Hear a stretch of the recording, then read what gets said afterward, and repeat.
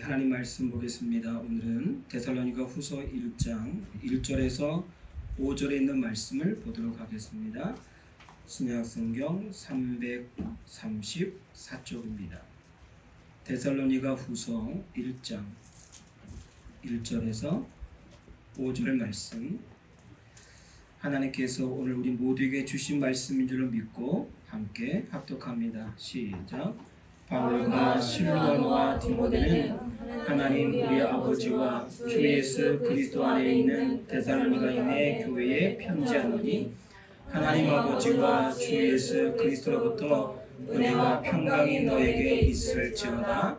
형제들아, 우리가 너희를 위하여 항상 하나님께 감사할지니 이것이 당연함은 너희의 믿음이 더욱 자라고 너희가 다 각기 서로 사랑함이 풍성함이니, 그러므로 너희가 견디고 있는 모든 박해와 환난 중에서 너희 인내와 믿음으로 말미암아 하나님의 여러 교회에서 우리가 친히 자랑하노라. 이는 하나님의 공의로운 심판의 배요 너희로 하여금 하나님 나라에 합당한 자로 여김을 받게 하려 함이니, 그 나라를 위하여 너희가 또한 고난을 받느니라. 아멘. 기도하겠습니다. 지금도 살아계셔서 역사하시는 하나님 아버지, 이 시간도 우리의 온 마음을 다하여 하나님을 예비합니다.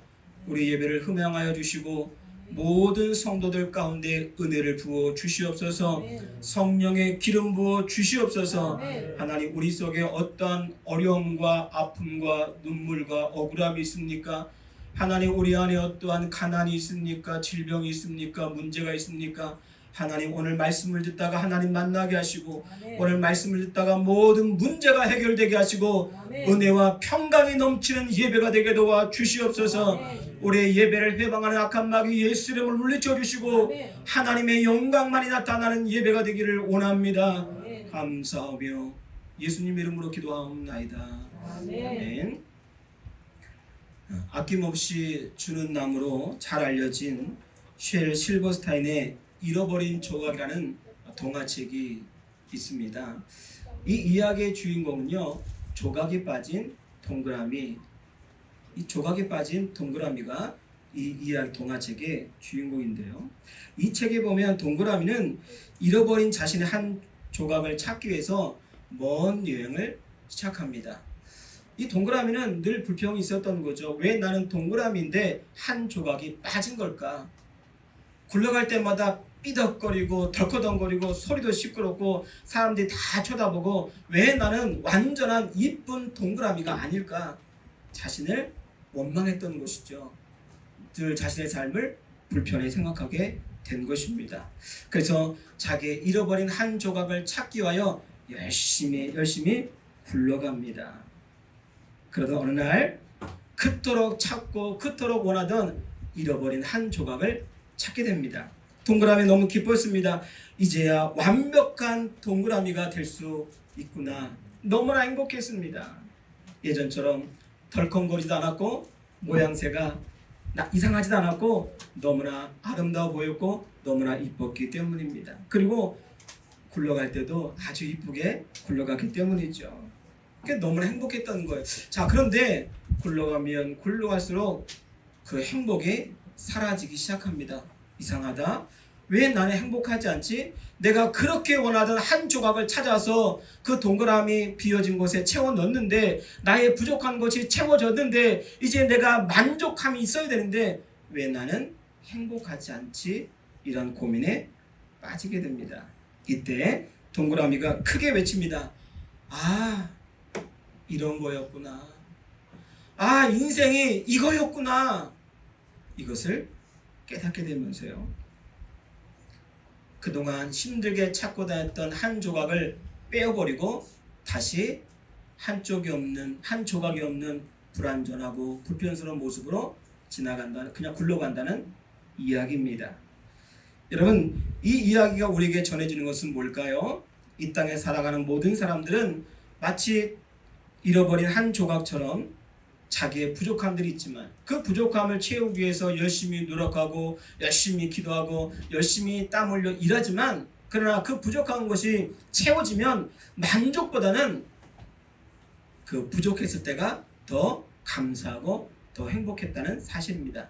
그 동그라미는 늦게 굴러갔기 때문에 천천히 굴러가면서 지나가는 환경도 보게 됐고 지나가는 벌레와도 얘기할 수 있었고 삶의 여유가 있었는데 한 조각에 채워지고 나니까 너무 빨리 굴러가다 보니 예전처럼 여유가 사라지게 되고 친했던 벌레와도 얘기도 못하고 아름다운 꽃도 보지도 못하고 정신없이 흘러가는 자신의 인생이 행복하지 않았던 것이죠.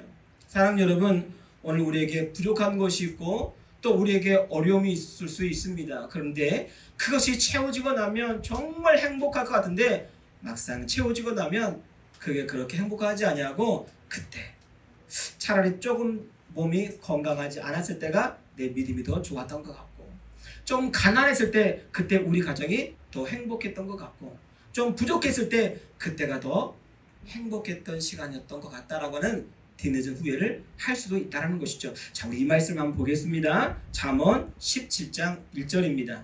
자, 같이 읽습니다. 시작. 마른 떡 한 조각만 있고도 화목하는 것이 제 육이 집에 가득하고도 다투는 것보다 나으니라. 아멘. 여러분 생각해 보세요. 마른 떡이 무슨 맛이 있겠습니까? 저는 떡을 참 좋아해요. 떡을 정말 좋아하는데요. 근데 여러분 마른 떡이에요. 거의 먹을 수 없는 떡이에요. 근데 그 떡도 어떤 떡이에요?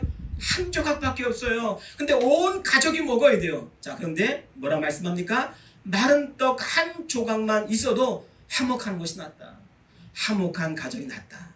좀 가난할지라도 좀 못 먹을지라도 마른 떡일지라도 맛이 없는 떡일지라도 온 가족이 모여서 함께 즐겁게 먹을 수 있다면 그것이 행복이다.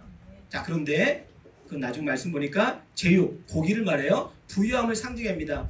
제육이 집에 가득할지라도 고기가 많이 있을지라도 부유하게 살지라도 다투는 것보다 나으니라. 배부르게 살면서 다투는 가정보단 좀 부족할지라도 좀 가난할지라도 화목하게 사는 가족이 더 낫다라는 것입니다. 오늘 우리 교회가 화목한 교회가 되기를 축복합니다. 자, 이런 의미에서 오늘 우리가 봉독했던 말씀은 데살로니가 교회가를 이야기하는데요. 이 교회는 많은 어려움이 있었어요. 많은 고통이 있었어요. 많은 괴로움이 있었어요. 그런데 이러한 가운데도 사도 바울이 이 교회를 칭찬을 해요. 골로새 교회는 바울이 3주간 머물며 세운 교회인데요. 교회의 자랑이 이만저만이 아니에요. 여러분 교회가 어려워요. 교회가 너무나 고통스러워요. 정말 피눈물이 나요. 그런데 사도 바울은 데살로니가 교회를 자랑해요. 막 칭찬을 해요. 왜 그렇게 칭찬을 했을까? 왜 사도 바울이 그렇게 이 교회를 볼 때 좋았을까? 데살로니가전서 1장 8절을 보면 이런 말씀이 있어요. 데살로니가전서 1장 8절입니다. 같이 읽겠습니다. 시작. 하나님을 향하는 너의 믿음의 소문이 각처에 퍼졌으므로 우리는 아무 말도 할 것이 없노라. 아멘. 여러분 데살로니가 교회는 엄청난 어려움이 있었고 환란이 있었고 눈물이 있었고 핍박이 있었고 고통이 있었지만 뭘 향하고 있었다고요? 하나님을 향하고 있었다. 여러분 건강한 교회는 건강한 성도는 어떤 교회 어떤 성도일까요? 하나님만을 향하는 것입니다. 아멘. 오늘 여러분의 눈이 하나님만을 향할 수 있기를 축복합니다. 아멘. 오늘 나의 시선이 하나님만을 향해야 하는 것입니다. 아멘. 이것이 각처에 퍼졌어요. 와, 시아오스교회 믿음이 좋은 교회더라. 이것이 각처에 소문이 퍼져나가는 거예요. 그러면서 사도 바울은 뭐라고 얘기합니까? 우리는 사도 바울과 함께 했던 그 일행들은 아무 말도 할 것이 없노라. 아무 말도 할 것이 없노라. 너무나 신앙생활을 잘하고 있기에 뭐라고 할 말이 없다라는 거죠. 하나님을 향하는 교회, 믿음으로 하나 되는 교회였기 때문입니다. 좀 전에 말씀을 나눴던 것처럼 여러분 이렇게 안정적인 교회였던 이 데살로니가 교회는 많은 어려움이 있었어요. 어떤 어려움이 있었을까요? 자, 그 어려움이 있었음에도 불구하고 그 어려움을 어떻게 이겼을까요? 본문 4절 말씀을 같이 읽겠습니다. 시작. 그러므로 너희가 견디고 있는 모든 박해와 환난 중에서 여기까지 봅니다. 자, 교회는 어떤 어려움이 있었어요? 환난이 있었어요. 박해가 있었다는 거예요. 핍박이 있었다는 거예요. 고통이 있었다는 거예요, 여러분. 근데 희한하게 환난과 박해가 있으니까 교회가 더 하나가 되는 거예요. 더 기도하는 거예요. 더 열심을 내는 거예요. 더 하나님을 향하는 거예요. 세상으로 나간 것이 아니라 하나님을 향하고 믿음의 소문이 각처에 퍼져나가는 거예요. 건강한 교회가 되었다. 무엇 때문에? 박해와 환난 때문에. 자, 그런데요, 4절 중반에 보니까 이것을 이렇게 얘기했어요. 자, 뭐라고 말씀합니까? 4절 중반절, 인내와 믿음으로. 오늘 본문 4절을 보십시오. 인내와 믿음으로. 여러분, 인내와 믿음이 있다면 박해와 환난 중에서도 견딜 수 있는 우리 모두가 될 줄로 믿습니다. 네. 자, 그러면 어떻게 이러한 박해와 환난을 이길 수 있을까? 여러분, 어떻게 하면 이 박해와 환난을 이길 수 있을까? 여러분, 우리가 신앙생활 할 때에 어려움이 없으면 좋겠는데 어려움은 늘 있어요. 어려움은 늘 찾아와요. 우리는 늘 넘어질 수 있다는 거예요. 이때 우리가 어떻게 하면 이 어려움을 극복하고 이길 수 있을까요? 어떻게 하면 견딜 수 있을까요? 자, 이 말씀을 같이 한번 읽겠습니다. 데살로니가전서 1장 6절입니다. 시작. 너희는 많은 환난 가운데서 성령의 기쁨으로 말씀을 받아 우리가 주를 본받는 자가 되었으니. 할렐루야. 한번 따라합시다. 성령의 기쁨으로 말씀을 받아. 여러분, 말씀을 받을 때 어떻게 받으라고요? 성령의 기쁨으로 말씀을 받았다. 하나님 내게 말씀을 주실 때 기쁨을 주옵소서. 하나님 내게 말씀을 주실 때 은혜를 부어 주시옵소서. 하나님 말씀을 받을 때에 성령의 기쁨으로 받았다. 내 기분, 내 감정으로 받은 것이 아니라 성령께서 내게 주시는 감동을 따라 그 말씀을 사모했다는 거예요. 그래서 이 데살로니가 교회가 그 많은 박해와 환난 중에 있었지만 잘 견디고 버텼다. 인내와 믿음으로 승리했다. 그래서 사도 바울은 이 교회를 칭찬했던 거예요. 여러분, 2절을 한번 볼까요? 사도 바울이 얼마나 행복했고 얼마나 기뻤으면 이렇게 축복을 해요. 2절 시작. 하나님 아버지와 주 예수 그리스도로부터 은혜와 평강이 너에게 있을지어다. 아멘. 여러분, 이것을 우리식으로 이야기한다면 이런 거예요. 안녕하세요, 이거예요. 너에게 은혜와 평강이 있을지어다. 이건 축복의 선포잖아요. 이것을 순수하게 한국식으로 얘기하면 여러분, 안녕하십니까? 임리경 집사님 인사하실 때 그렇게 하시더라고요. 안녕하십니까? 병원에서 그게 생활이 되신 것 같아요. 안녕하십니까? 지난주에 집사님 안녕하세요 했더니 저보고 목사님 안녕하십니까? 너무 좋았어요. 이따가도 꼭 저에게 그렇게 인사 좀 해주세요. 안녕하세요. 이거보다 안녕하십니까? 뒤를 올리니까 너무 좋아요. 목소리도 얼마나 이쁘신지 제가 막 너무 은혜가 됐어요. 여러분, 이 안녕하세요라고 하는 이 말은 여러분의 삶이 편안하십니까? 라는 뜻이 담겨져 있어요. 사도 바울은 이런 마음으로 지금 수많은 박해와 어려움이 있는데 여러분 마음은 편안하십니까? 흔들리지 않았습니까? 이렇게 안부를 물으면서 축복하는 거예요. 절대로 마음이 흔들리면 안 된다. 은혜와 평강이 있을지어다. 아멘. 선포한 거예요. 선포. 아멘. 우리 집사님 은혜와 평강이 있을지어다. 아멘. 말씀은 선포죠. 우리 김강호 집사님도 은혜와 평강이 있을지어다. 아멘. 이것을 아멘으로 성령의 기쁨으로 말씀을 받는 거예요. 아멘. 그때 수많은 박해와 환난에서도 흔들리지 않냐고 믿음과 인내로 버티고 견디고 이길 수 있다. 아멘. 자, 그러면 왜 사도 바울이 이렇게까지 이야기했을까? 왜 이들의 믿음을 칭찬하고 왜 이들에게 은혜와 평강을 선포했을까요? 사실 단 어려움이 있었는데요, 주님이 곧 재림하실 것이다. 예수님께서 승천하신 후에 내가 다시 올 것이다 라고 하는 그 약속이 있기에 그 약속의 말씀을 붙들고 지금은 너무 힘들지만, 지금은 너무 어렵지만 주님이 다시 오신다는 이 약속의 말씀을 믿고 흔들리면 안 된다. 지금 박해가 있다고, 지금 환난이 있다고 신앙에서 넘어지면 안 된다. 이 교회를 포기하면 안 된다. 이렇게 사도 바울이 눈물로 그들에게 설교한 거예요. 오늘은 편지를 써서 그들에게 이야기했지만 설교한 거예요. 자, 우리 이 말씀 보겠습니다. 요한계시록 22장 7절 시작. 보라, 내가 속히 오리니 이 두루마리의 예언의 말씀을 지키는 자는 복이 있으리라 하더라. 아멘. 보라, 보라, 주의 말씀에 귀를 기울여 보라. 주의 말씀을 귀를 기울여 보라. 무슨 말씀을 기울여야 할까요? 내가 속히 오겠다. 주님은 다시금 오실 줄로 믿습니다. 아멘. 그럼 우리가 무엇을 해야 할까요? 말씀을 지키는 자가 되어야 된다. 아멘. 그 자가 복이 있다. 주여라 말씀을 지키는 자가 복이 있다라고 말씀하고 있습니다. 사랑하는 성도 여러분, 말씀을 잘 지켜서 복 있는 성도의 삶을 살아갈 수 있기를 주님의 이름으로 축복합니다. 아멘. 또한 우리가 주님의 재림을 기다리는 중에 꼭 기억해야 하고 꼭 잊지 말아야 할 말씀이 있어요. 이 말씀도 읽겠습니다. 요한계시록 22장 12절 시작.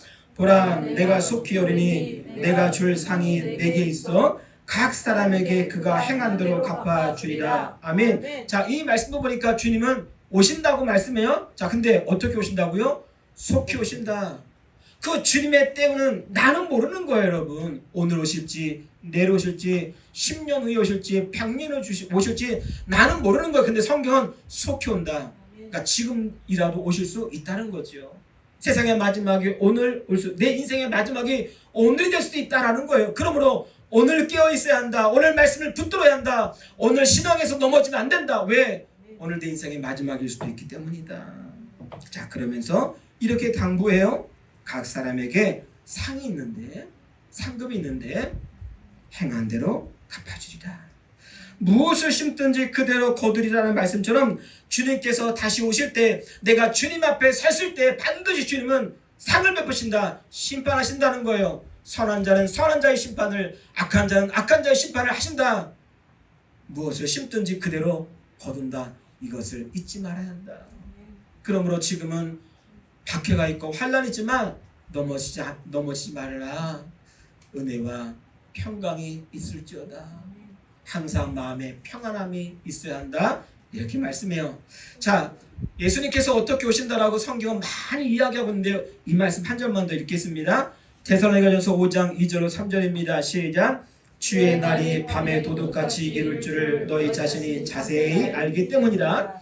그들이 평안하다 안전하다 할 그때에 임신한 여자에게 해산의 고통이 이름과 같이 멸망이 갑자기 그들에게 이르느니 결코 피하지 못하리라. 아멘. 여러분, 멸망은 갑자기 오는 거예요. 갑자기.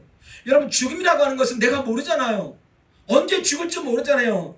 세상적인 멸망이, 내 개인적인 멸망이 언제 올지 나는 모르는 거예요. 언제 전쟁이 터질지, 언제 지진이 날지, 언제 자연재해를 날지, 언제 교통사고가 날지, 언제 질병으로 내 개인적인 멸망이 올지는 아무도 알지 못하는 거예요. 그런데 주님은 아신다는 거예요.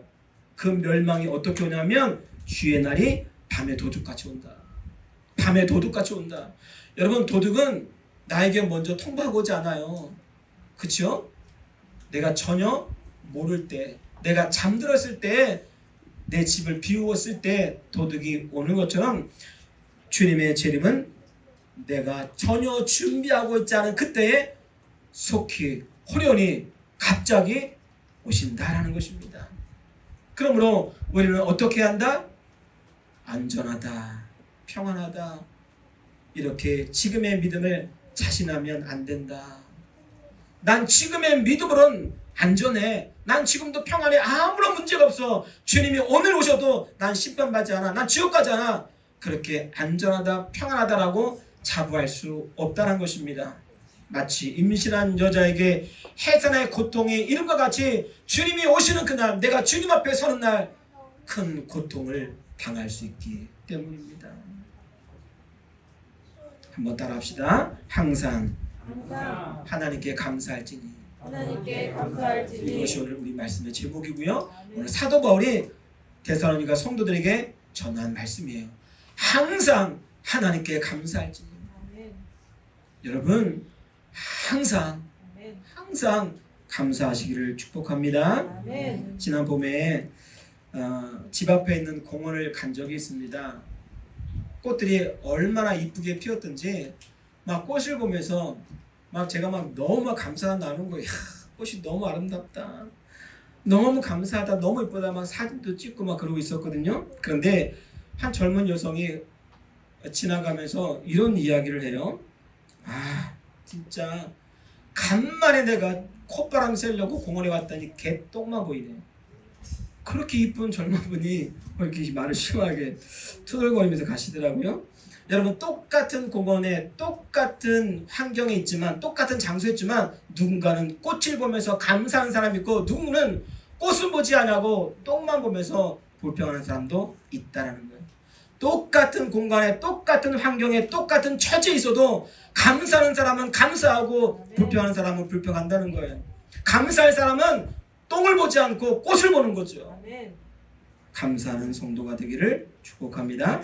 한 가지 더 말씀을 드려볼까요? 멕시코에 가면, 전 안 가봤어요.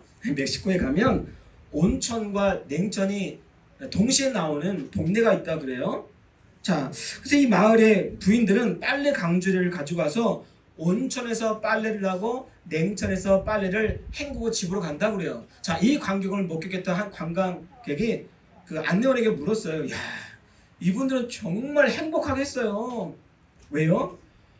아니, 동네에 뜨거운 물도 나오고 찬물도 나오니 얼마나 좋아요. 물값도 안 들어, 세탁기도 필요 없어, 얼마나 좋아요. 막 지하수인데 막 먹을 수 있는 물인데. 그랬더니 이 안내하시는 분이 이렇게 얘기를 했다고. 천만에요. 이곳 사람들은 전혀 감사하지 않고 불평합니다. 아니, 왜 불평합니까? 불편하대요. 불편하기 때문에 늘 원망한다는 거예요. 그럼 뭐가 불편합니까? 라고 물었더니, 아니, 좀 물이 나오려면 내 집 앞에서 나와야지. 저 멀리까지 가서 뜨거운 물도 구해야 되고 찬물도 구해야 되고 물이 필요하면 또 기르러 가야 되고 불편하다는 거예요. 여러분, 감사할 수 있잖아요. 물이 있으니 얼마나 감사해. 그마저 그 물이 없었더라면. 여러분, 감사하는 사람은 어떠한 상황에서든지 감사하지만 불평하는 사람은 어떠한 삶에서도 불평한다라는 것입니다. 오늘 사도 바울이 고백했던 것처럼 항상 하나님께 감사하는 우리 모든 성도가 되기를 축복합니다. 아멘. 자, 근데 여러분, 이 사도 바울에게는 이 아픔이 있어요. 어떤 아픔이 있었을까요? 항상 하나님께 감사합니다라고 그렇게 감사를 외치고 있지만 사도 바울도 역시나 어려움이 있었어요. 많은 핍박이 있었어요. 막 시기가 있었어요. 그래서 우리가 이 말씀을 다 나누지는 못하겠지만 사도행전 17장 6절 하반절의 말씀을 보면 어떤 상황인지 좀 예측은 해요. 자, 같이 읽어보겠습니다. 시작. 소리질러 이르되 천하를 어지럽게 하던 이 사람들이, 지금 바울과 그 일행들이 복음을 전하고 있어요. 하나님의 말씀을 가르치고 있어요. 근데 수많은 사람들이 사도행전 17장을 보면 막 시기해요. 이상한 사람들 아냐? 막 어지럽게 하는 사람들 아냐? 그러면서 천하를 어지럽게 하는 사람들, 막 소리를 지르는 거예요. 여러분, 복음을 전하는 바울과 그 일행들은 천하를 어지럽게 하는 사람들이라고 동네 막내 소리를 지르면서 막 이 사람들을 괴롭히는 거예요. 그럼 사도 바울이 얼마나 힘들겠습니까, 여러분? 그런데 불평하지 않아요. 자신의 삶과는 상관없이 성도의 신앙을 계속해서 칭찬합니다. 항상 하나님께 감사할지니. 환경에 상관없이 너희들 나를 아무리 핍박할지라도 나는 항상 하나님께 감사하겠다. 이 믿음이 변하지 않았어요, 여러분. 자, 그러면 좀 더 구체적으로 왜 사도 바울이 이렇게 감사할 수 있었을까요? 첫 번째, 너희의 믿음이 더욱 자라고. 같이 읽어볼까요? 시작. 너희의 믿음이 더욱 자라고. 여러분, 사도 바울의 마음을 기쁘게 했던 것은요, 성도들의 믿음이 자라고 있었기 때문이었어요. 목회자의 가장 큰 기쁨은 성도들의 믿음이 성장하는 거예요. 교회가 성장하는 것이 아니라, 숫자의 붐이 아니라, 교회 건물이 지어지는 것이 아니라 성도들의 믿음이 성장하는 거예요. 사도 바울에게 가장 감사했던 것은 이 성도들이 이렇게 박해가 있고 환란이 있는데도 불구하고 믿음이 떨어지지 않고 그 믿음이 자라나는 걸 보니까, 내가 받는 핍박도 있지만 내가 받는 어려움도 있지만 그거와 상관없이 항상 하나님 아버지께 감사했던 거예요. 너희들의 믿음이 자라는 걸 보니 내가 기쁘다. 오늘 죽어도 여한이 없다. 3절 말씀을 읽겠습니다. 시작. 형제들아, 우리가 너희를 위하여 항상 하나님께 감사할지니 이것이 당연함은 너희의 믿음이 더욱 자라고 너희가 다 각기 서로 살아감이 풍성함이니 아멘. 아멘. 여러분 여기에서 참 중요한 말씀, 또 우리에게 깨닫게 하는 말씀이 있어요. 한 단어가 나와요. 그게 뭘까요? 한번 따라합시다. 이것이 이것이 당연함은. 당연함은 우리의 믿음이 자라나는 것, 이것은 뭐라고요? 당연하다는 거예요, 여러분. 저도 목사지만 저의 믿음도 자라나야 돼요, 여러분. 그래서 늘 말씀 묵상하고 그래서 늘 기도하는 거예요. 그래서 늘 깨어 있어야 되는 거예요. 왜? 저도 신앙이 무너질 수 있거든요. 여러분 항상 하나님께 감사할 수 있는 건강한 믿음이 되기 위해서는 믿음이 자라나야 되는 거예요. 그래서 말씀을 가까이 해야 돼요. 그래서 기도해야 되는 거예요. 아멘. 이것이 당연하다. 우리의 믿음이 자라나는 것, 이것이 당연한 성도의 삶인 것을 말씀해 주고 있습니다. 어떤 교회 목사님이 강고 시간에 이런 강고를 하셨어요. 다음 주일에는 거짓말하는 죄에 대해서 설교를 하고자 합니다. 본문은 마가복음 17장으로 정했는데 한 주 동안 마가복음 17장을 좀 묵상하시고 그 말씀을 잘 읽으시고 오시면 더 큰 은혜가 될 것 같습니다. 이렇게 강구를 하셨습니다. 그리고 한 주가 돌아왔습니다. 목사님이 설교를 하시기 전에 이야기했습니다. 우리 성도님들 중에 마가복음 17장을 읽고 오신 분은 손 들어주시기 바랍니다. 라고 했더니 다들 서로 한 번씩 성도들의 얼굴을 보더니 손을 딱 드시는 거예요. 읽고 왔다는 거죠. 네, 중직으로부터 시작해서 다 손을 든 거예요. 거의 다 손을 드신 거예요. 그때 목사님이 이렇게 얘기합니다. 정말 감사합니다. 제가 말씀했더니 다 순종하시고 마가복음 17장을 읽고 오셨네요. 근데 너무 죄송하지만 마가복음은 16장밖에 없습니다. 그러니까 뭐 한 거예요? 다 거짓말 하신 거예요. 서로의 눈치를 보면서 나 읽었어. 서로가 눈치 보면서 안 읽었다 하면 이상하니까 다 거짓말했다는 거예요. 그래서 목사님 마음이 너무 아팠다는 거예요. 그래서 오늘은 거짓에 대한 설교하지 않냐고 너희의 믿음이 자라기까지 이렇게 말씀을 제목을 정하고 다시 설교를 했다는 거예요. 여러분 하나님 앞에서 코랑되어 하나님 앞에서 우리는 진실해야 합니다. 아멘. 우리의 신앙생활은 거짓으로 하면 안 되는 거예요. 아멘. 하나님 앞에서 정직한 예배, 하나님 앞에서 정직한 신앙생활 할 수 있기를 주님의 이름으로 축복합니다. 아멘. 그래야 우리의 믿음이 자라가고요. 그래야 항상 하나님께 감사할 수 있는 건강한 믿음이 되는 것입니다. 아멘. 자, 두 번째, 사도 바울이 항상 하나님께 감사할 수 있었던 것은 뭘까요? 한번 따라합시다. 서로 사랑함이 풍성했다. 자, 3절을 다시 한번 읽어보겠습니다. 시작. 형제들아 우리가 너희를 위하여 항상 하나님께 감사할지니 이것이 당연함은 너희의 믿음이 더욱 자라고 너희가 다 각기 서로 사랑함이 풍성함이니. 아멘. 여러분 사도 바울이 감사할 수 있었던 것은 두 번째가 서로 사랑했기 때문에 사랑도 풍성했다. 사랑하는 모습 보니까 너무 감사가 넘치는 거예요. 여러분 자녀들이 서로 사랑하면 부모의 마음이 얼마나 기쁘겠어요. 여러분 자녀가 늘 싸우고 있어 보세요. 부모의 마음 찢어지는 거예요. 여러분 그렇지 않습니까? 여러분 목회자 볼 때 성도들이 만약에 늘 싸우고 있다면 목회자의 마음이 아픈 거죠. 여러분 사도 바울이 데살로니가 성도들 보니까 사랑하는 모습이 보이는 거예요. 사랑하는 모습이 저렇게 박해가 있고 저렇게 환란이 있는데 사랑하는 거예요. 서로 사랑하는 거예요. 너희의 믿음이 더욱 자라고 서로가 사랑하는 것이 당연하다고 이야기하면서 너희가 그렇게 사랑하는 모습 보니까 내가 감사가 절로 나온다. 아멘. 사도 바울은 눈물로 이 감사를 고백했던 것입니다. 사랑 여러분, 여러분의 믿음은 자라고 있습니까? 우리의 믿음은 자라나야 합니다. 그러기 위해서는 반드시 서로 사랑해야 합니다. 아멘. 하나님은 사랑이시라. 하나님 우리가 서로 사랑하기를 원하십니다. 아멘. 내가 사랑하는 사람만 사랑하는 것이 아니라 사랑할 수 없는 사람까지 사랑하기를 원하시는 것입니다. 예수님은 십자가에 죽으실 때까지 죽기까지 나를 사랑하시기 위하여 나를 구원하시기 위하여 주님은 피 흘리셨습니다. 나도 누군가를 사랑해야 합니다. 우리 이 말씀을 같이 읽어봅니다. 요한복음 13장 34절로 35절 시작. 너희에게도 이르노라 새 계명을 너희에게 주노니 서로 사랑하라. 내가 너희를 사랑한 것 같이 너희도 서로 사랑하라. 너희가 서로 사랑하면 이로써 모든 사람이 너희가 내 제자인 줄 알리라. 아멘. 주님의 제자가 누구일까요? 큰 교회에서 제자 교육받으면 제자입니까? 아닙니다, 여러분. 제자 교육 받았다라고 리더라고 그분이 제자입니까? 아니에요, 여러분. 누가 제자입니까? 먼저는 아무든지 나를 따라오려거든 자기를 부인하고 자기 십자가를 지고 나를 따라오라. 그래야면 그가 내 제자인 줄을 알리라. 자기를 부인하는 것, 철저하게 자기를 내려놓는 사람, 자기의 십자가, 자기의 사명을 끝까지 책임지고 주님을 따라가는 사람, 그 사람이 주님의 제자라는 거예요. 그 다음에 오늘 말씀 보니까 서로 사랑하며,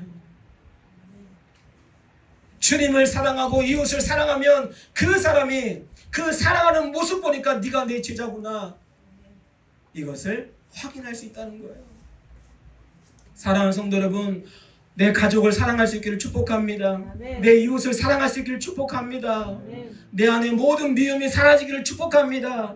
미움 다툼 시기 질투 버리고 우리 서로 사랑해. 정말 내 안에 있는 미움 다툼 시기 질투를 다 벗어버리고 나는 주님의 제자입니다. 주님, 내가 주님의 제자가 되겠습니다. 주님, 주님 내 안에 사랑을 주옵소서. 서로 사랑하면 그가 내 제자인 줄 알리라. 서로 사랑할 수 있기를 다시 한번 주님의 이름으로 축복합니다. 이 말씀 한 절 더 보고 말씀을 정리하고자 합니다. 고린도전서 13장 2절입니다. 시작. 내가 예언하는 능력이 있어 모든 비밀과 모든 지식을 알고 또 산을 옮길 만한 모든 믿음이 있을지라도 사랑이 없으면 내가 아무것도 아니요. 아멘. 아무것도 아니요. 산을 옮길 만한 믿음이 있을지라도, 야, 저분 진짜 믿음 좋다, 정말 기도 열심히 한다, 정말 말씀대로 산다, 정말 예배 잘 드린다 라고 할지라도, 야, 저분은 예언이 있어, 막 능력이 있어, 막 기적이 있어, 아무리 그럴지라도 뭐가 없으면, 사랑이 없으면 아무것도 아니요. 저의 말씀이 아니라 주님의 말씀입니다. 여러분 안에 사랑이 있습니까? 사랑이 없으면 예배하는 것도 죄송하지만 아무것도 아니에요. 사랑이 없으면 기도하는 것도 아무것도 아니에요. 우리가 주의 말씀대로 살겠습니다라고 하는 그 순종이 있을지라도 사랑이 없으면 아무것도 아니에요.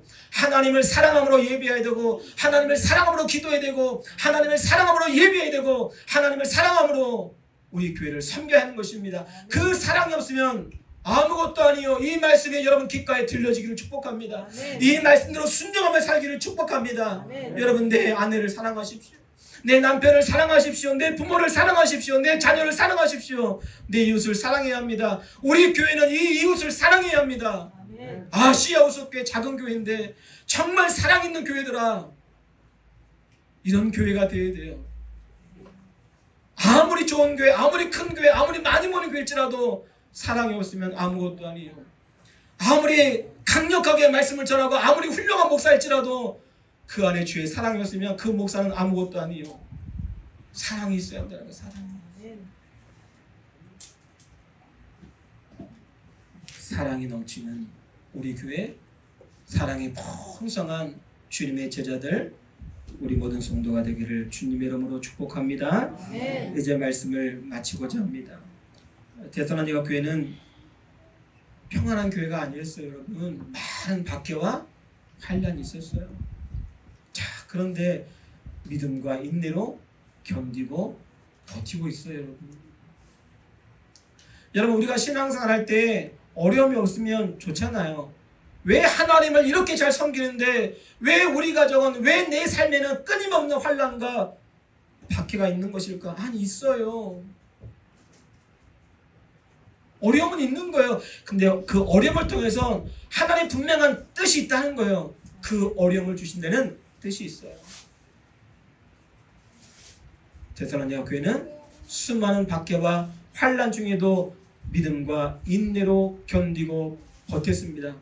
그랬더니 각 처에 동네 방네 좋은 교회로 소문할 수 있었습니다. 그 이유는 믿음이 계속 자라났고요. 서로 사랑했기 때문입니다. 그래서 교회가 아름답게 세워졌고요. 칭찬받는 교회가 될 수 있었던 것입니다. 간절히 소망하기는 우리 교회가, 우리 성도들이 믿음이 더욱 자라고 서로를 진심으로 사랑할 수 있는 믿음의 공동체가 되기를 주님의 이름으로 간절히 축원합니다. 아멘. 축원합니다. 아멘. 기도하겠습니다. 하나님,